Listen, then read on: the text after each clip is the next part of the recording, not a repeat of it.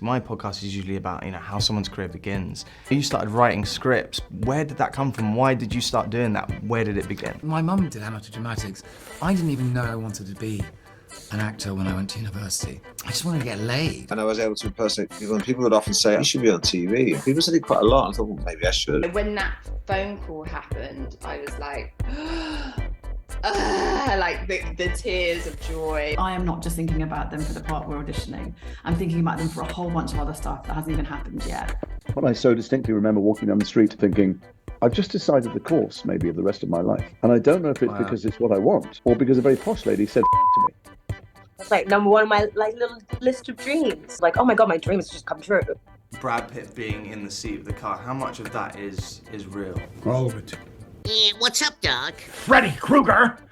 The man of your dreams, that's Mr. Krueger to you. So I still approach it with a childlike passion. I didn't see any other choice. Happy I found it, and I'm really happy that God allowed me fortitude to keep going. For me, getting my foot in the door, I begged, truly. The social narrative of like what you're allowed to talk about in regards to being an actor is so minute. The worst thing you can do is give a filmmaker money because it means he wants that and $10 more. It was kind of a tough experience. It was very life-changing, but, it wasn't all positive. Action star and traveling around the world, going and staying out late and meeting a lot of young ladies. And doesn't sound too bad, to be honest. It's 38 years ago. Did you have any inkling that it would have that sort of staying power?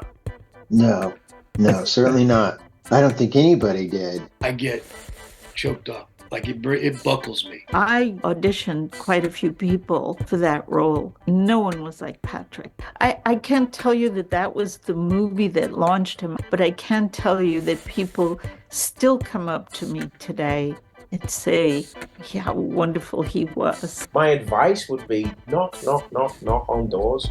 Kick them in as well if you have to. Did you write another script, it gets rejected. You write another script, it bursts into flames and gets rejected. You gotta keep going. Never give up. Don't give up. You can't go into it thinking, what does someone think of me or think of what I'm doing? First time I saw a movie in a movie theater with an audience, I was in it. Indiana Jones and the Temple of Doom. I knew right then and there that this is what I wanted to do for the rest of my life. None of us really know when our time's going to come, if it is going to come, if you're lucky enough. Do it now. Do it now. I thought to myself, well, if all else fails, I can always be an actor. Do you have any early on audition stories that you're willing to tell us about? I've never been embarrassed in my life. Some of them were really bad. They didn't say anything, and they were just like shell-shocked. Just to clarify, that she's not really supposed to be able to sing very well, is she? And they just went, well, she's supposed to be able to sing a bit, yeah. Oh, no. And I think it was... For this Sean Connery has just called me a C***. Oh no. The audition went amazingly. I was like loving my life, feeling great, really wanted to do the film. This was years ago. And I went to lunch with my agent and she goes, they did not like what you did. And I really went for this note because it was one of those words that you have the belt to reach.